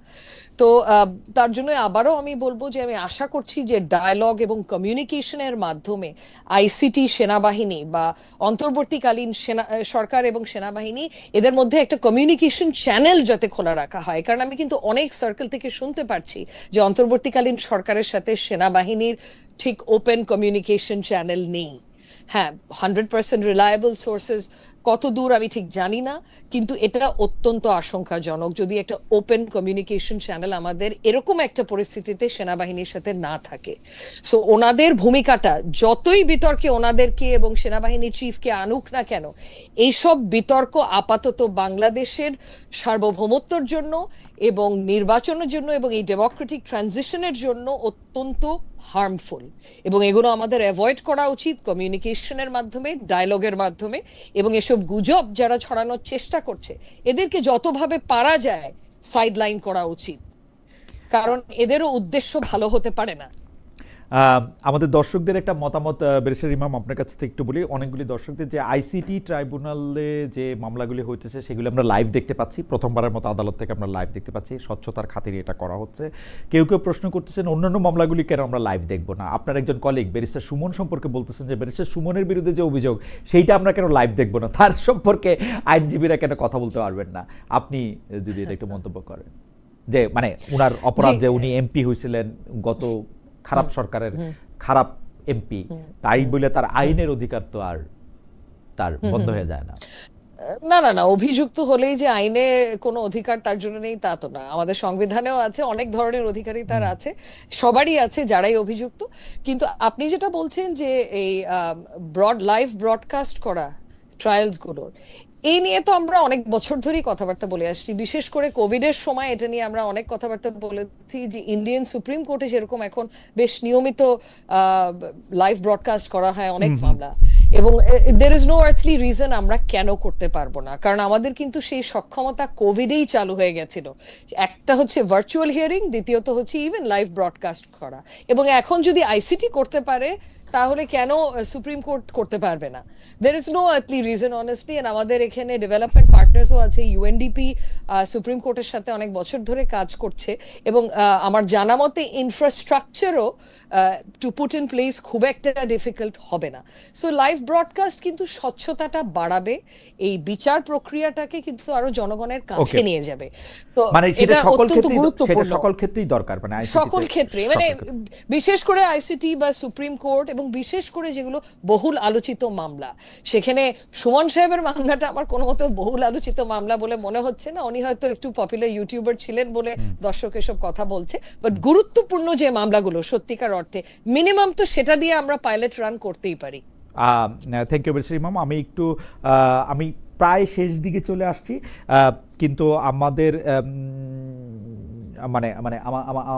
আমাদের প্রশ্ন ডক্টর ইউসুফ আপনার কাছে, যে সাধারণত যেটা directorate general of field intelligence, যেটাকে আমরা ডিজিএফআই বলে চিনি, সেটা সরকার প্রধানের অধীনে থাকার কথা, কিন্তু ডিজিএফআইটা যেহেতু নেতৃত্ব দেন একজন সেনা কর্মকর্তা, এবং সেটার মধ্যে বেশিরভাগ কর্মকর্তাই সেনা, বিমান বাহিনী বা নৌবাহিনী থেকে আসেন, সেই জন্য অনেকে বলে থাকেন যে এই ডিজিএফআইটাকে এখন পরিচালনা করতেছেন হচ্ছে সেনাপ্রধান। সেজন্য ডিজিএফআইয়ের সকল কার্যক্রমের দায় বা যদি তারা খারাপ করে থাকেন সেটার দায়ও সেনাপ্রধানের উপরে যাচ্ছে। আপনার কাছে কি মনে হয়, মানে ডক্টর ইউনূসের কাছে না জনাব ওয়াকারের কাছে ডিজিএফআই? এইটা আমি একটু বলবো। আরেকটা হচ্ছে যে অনেকেই বলে থাকেন যে ডক্টর ইউনূসের সাথে জেনারেল ওয়াকারের একটা খুবই খারাপ সম্পর্ক প্রথম থেকে বিদ্যমান, কারণ জেনারেল ওয়াকার যেহেতু এরকম বলেছেন যে আমি আসলে ডক্টর ইউনূসকে চাই না সরকার প্রধান হিসাবে, যেটা আমরা আবার আরেকজন রাজনীতিবিদের কাছ থেকে শুনছি, তো বা উপদেষ্টার কাছে শুনছি। তো সেইটা এখন কিরকম আপনি দেখেন? শেষ প্রসঙ্গ, ডক্টর ইউনূস এবং জেনারেল ওয়াকারের সম্পর্ক ডিজিএফআই আসলে কে নিয়ন্ত্রণ করতেছেন? আর আমার সম্পর্কে, আপনাদের এই অনুষ্ঠানে আসার পরে আমার সম্পর্ক আমি একটু মানে আমাকে যে কথা একটা ভদ্রলোক বারবার বলতেছেন, ওনার নামে এক কনসার্ন সিটিজেন, তিনি বলতেছেন যে জেনারেল ওয়াকার আপনাকে কয়টা প্যাকেট পাঠিয়েছেন খালেদ মহিউদ্দিন, বলার সৎসাহস কি আছে? জি আছে, একটাও না। Thank you. আমি একটু ডক্টর ইউসুফ আপনার কাছে একটু জানতে চাই। আচ্ছা, আপনার দ্বিতীয় প্রশ্নটা মনে পড়ছে যে আপনি বলছিলেন যে the relationship between the chief, army chief, আর হ্যাঁ, প্রথমটা বলেছেন ডিজিএফআই কে নিয়ন্ত্রণ করছে। ডিজিএফআই কে নিয়ন্ত্রণ করছে, এটা আপনি এর উত্তর আপনি আমার কাছ থেকে কিভাবে আশা করছেন? মানে ডিজিএফআই একটা secret organisation, they are suppose to work very quietly and secretly. Ideally they are suppose to হিস্ট্রিকভাবে, মানে আমি যতটুকু বুঝি যে গঠনতন্ত্র অনুসারে উনার শুধু সরকার প্রধানকে নিয়ন্ত্রণ, মানে রিপোর্ট করার কথা, কিন্তু এই ক্ষেত্রে বারবার বলা হচ্ছে যে ডিজিএফআই কে নিয়ন্ত্রণ করতেছে সেনা প্রধান। মানে এইটা কি বাস্তবে সম্ভব কিনা, এটাই আমি শুধু আপনার কাছ থেকে কি মনে হয় সেটা জানতে চাইছিলাম। না, আমার প্রশ্ন হচ্ছে যে যারা এই কথাটা বলছেন, যদি ডিজিএফআই কে সেনাপ্রধান কন্ট্রোল করেই থাকতেন, জাস্ট হাইপোথেটিক্যালি আমি বলি, তাহলে প্রফেসর ইউনূস, ডক্টর ইউনূস এটাকে মেনে নেবেন কেন? Because DGFI is his baby. এটা তো ওনার মেনে নেওয়ার কথা না। কাজে যারা ছড়াচ্ছেন, কেন ডক্টর ইউনূস কি কখনো বলেছেন কাউকে, কোনো পাবলিক বিবৃতি দিয়েছেন যে ডিজিএফআই আমার কথা শুনে না, ওরা জেনারেল ওয়াকারের কাছে যাচ্ছে? উনি কখনো বলেননি। এই কথাগুলো speculative remarks. This is what I am saying from the very beginning. এই যে কতগুলো অনুমান নির্ভর কতগুলো জিনিস ছড়ানো হয়, যে ডিজিএফআই ইজ ভেরি ওয়েল, এটা প্রধান উপদেষ্টা, যখন নাকি দেশে প্রধানমন্ত্রী থাকেন তখন প্রধানমন্ত্রীর নিয়ন্ত্রণে থাকে ডিজিএফআই এই সংস্থাটা। তারপরে সিমিলারলি যেরকম এনএসআই, ডিজিএফআই দুটোই আপনার প্রধান আন্ডারে থাকে। আর্মি সেনাপ্রধানের আন্ডারে থেকে আর্মি সিকিউরিটি ইউনিট নামে একটা অর্গানাইজেশন, হুইচ ইজ, এটা পুরোপুরি একটা আর্মিদের অর্গানাইজেশন, এটা ইন্টারনাল সিকিউরিটি এনশিওর করার জন্য। এখন যারা এই গুজবটা ছড়াচ্ছেন তারাই উত্তর দিক, তাদের কাছে কি প্রমাণ আছে? ডক্টর ইউনূস কি কোনোদিন অভিযোগ করেছেন যে উনি কোনো নিয়ন্ত্রণ করতে পারছেন না, ডিজিএফআই ওনার কথা শোনেন না, এমন কোনো অভিযোগ উনি করেননি? আমরা এই স্পেকুলেটিভ রিমার্কস গুলো কেন করছি? এক নম্বর। 2 নম্বর হচ্ছে যে দূরত্বের কথাটা যেটা বলা হচ্ছে, দুটো যে সেনা লিডারশিপের, আর্মি লিডারশিপের সঙ্গে দেশের পলিটিক্যাল লিডারশিপের বা যে এখন যে অন্ধ্রপ্রদেশ সরকারের কোনো দূরত্ব আছে কিনা, সত্যি কথা বলতে কি on the face of it আমার তো মনে হয় না কোনো দূরত্ব আছে। যদি ইমপ্লাইড কোনো অ্যাকশন বা কোনো কিছু দেখে মনে হয়, যেমন তার কথার ভিতরে কোনোখানে কারো মনে হয় যে এখানে সমন্বয়হীনতা প্রকাশ পাচ্ছে, তো সমন্বয়হীনতা যেটা হয় আপনার, আমি যেটা মনে করি, ডক্টর ইউনূস বিং দি এই মুহূর্তে রাষ্ট্রের প্রধান ব্যক্তি হিসেবে, সরকার প্রধান হিসেবে, ওনাকে অনেকগুলো পোর্টফোলিও দেখতে হয়, অনেকগুলো। তার ভিতরে একটা ছোট্ট একটা হচ্ছে আপনার মনে করেন প্রতিরক্ষা বা মনে করেন আর্ম ফোর্সেস। তো এখন আমরা সাধারণত যেটা দেখে থাকি, ওনাকে তো প্রত্যেকটা মন্ত্রণালয়, প্রত্যেকটা উপদেষ্টা, প্রত্যেকটা সংস্থাকে ওনাকে সময় দিতে হয়। সেদিক থেকে লজিক্যালি ক্যালকুলেট করে আমার যেটুকু মনে হয়, যতদিন পর পর সেনাপ্রধানের সঙ্গে মানে ওনার একটা ফিজিক্যাল মানে অ্যাপয়েন্টমেন্ট হওয়া উচিত, সেদিক থেকে তো আমার তো মনে হয় ফ্রিকোয়েন্সি যেটা দেখতে পাচ্ছি এর ভিতরে কোনো অ্যাবনর্মালিটি কোনো কিছু দেখতে পাচ্ছি না।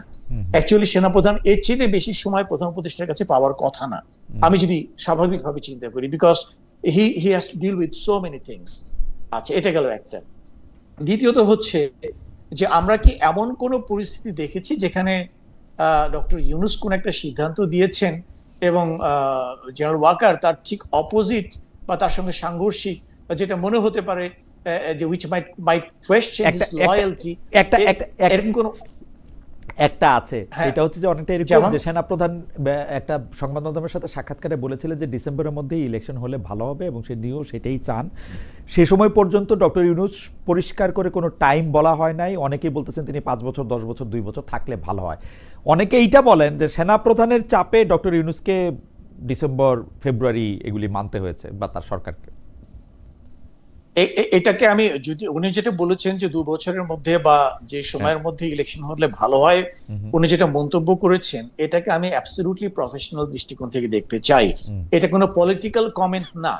আমি নিজেও একজন এক্স রিটায়ার্ড মিলিটারি অফিসার হিসেবে আমরা যেটা ফিল করছি প্রতিটা দিন, যত বেশি দিন আমার একটা সৈনিক, যে দায়িত্বটা তার না, আইন শৃঙ্খলা রক্ষাকারী বাহিনী কিন্তু সেনাবাহিনী না। আমরা কিন্তু ওই যে যেটাকে বলে ব্ল্যাঙ্ক ফায়ার করার কিন্তু আমাদের কথা না, we should to kill. This is what is suppose to be the role of army. কিন্তু আর্মি কিন্তু দেশের বহিঃশত্রুর এগেইনস্টে ফাইট করার কথা।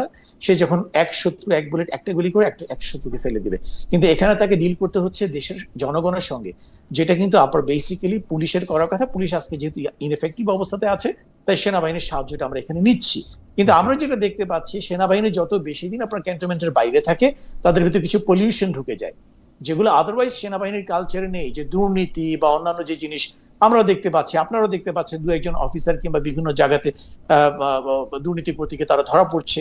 এটা কিন্তু সিনিয়র লিডারশিপের জন্য একটা বিগ কনসার্ন। তারা সবসময় চাইবে যে যত কম এদেরকে বাইরের সোসাইটিতে এক্সপোজ রাখা যায়, ততই আমাদের সেনাবাহিনীর জন্য মঙ্গল। সেই দিক থেকে উনি বলতে পারছেন যে 2 বছরের মধ্যে ইলেকশনটা হয়ে গেলে ভালো হয়, in a sense যে I would like to shorten the time that my people remains exposed to the civil society. That is the purpose. এটা কোনো পলিটিক্যাল রিমেসেশন আমি দেখছি না। This is absolutely a professional view. Doctor Yusuf, আপনাকে ধন্যবাদ। আমার শেষ প্রসঙ্গ ব্যারিস্টার রাশনা ম্যামের কাছে, সেটা হচ্ছে যে সম্প্রতি উপদেষ্টাদের সেফ এক্সিট প্রসঙ্গ খুব আলোচনায় আসে। যে সরকার গণ অভ্যুত্থানের ম্যান্ডেট নিয়ে ক্ষমতায় আসছে, তাদের সেফ এক্সিটটা নিয়ে আসলে কথাটা প্রথমে বোধ হয় আমার যদ্দূর মনে পড়ে শুরু করেছিলেন ডক্টর দেবপ্রিয় ভট্টাচার্য, যে উপদেষ্টাদের নাকি সেফ এক্সিট নিয়ে ভাবা উচিত। আপনি আসলে এটা কীভাবে দেখেন? মানে সেফ এক্সিটের ইয়াটা কেন আসতেছে? তারা একটা ক্রান্তিকালে ক্ষমতায় আসছিলেন, তারা ছিলেন, তাদের মানে আমরা সবাইকে একটা না একটা সময় পালায় যাব আসলে, বা সেফ এক্সিট খুঁজবো, মানে ঘটনাটা কি আসলে? জি, ঘটনাটা তো সেফ এক্সিট একটা মানুষ কখন খোঁজে? যদি সে ক্ষমতায় থাকাকালীন কোনো অপকর্ম করে থাকে, যদি আইন ভঙ্গ করে থাকে, করাপশনে লিপ্ত হয়ে থাকে, সেই ক্ষেত্রেই সেফ এক্সিট খোঁজে। সো এখন আর সেফ এক্সিট খোঁজার আরেকটা কারণ হচ্ছে এই যে আমাদের এখানে রেজিম চেঞ্জ হলে তো আমরা দেখছি কি হচ্ছে, যে অন্তর্বর্তীকালীন সরকার, যেটা রাজনৈতিক সরকারও না, তারা থাকাকালীনও তো ওই যে প্রতিহিংসামূলক কাজকর্ম আমরা দেখেছি, যে মিথ্যা মামলা, ভুয়া মামলা, ঝড় তুলে ফেলেছে, এই ধরনের জিনিস। সো এই কারণেই হয়তো সেফ এক্সিটের কনসেপ্টটা আমাদের মতো একটা দেশে প্রযোজ্য, যে প্রথমত কিন্তু আইডিয়ালি যদি অপকর্ম করে থাকে তাহলে হয়তো ন্যায় বিচারের সম্মুখীন সে হতে চায় না, তখন সে সেফ এক্সিট খুঁজবে।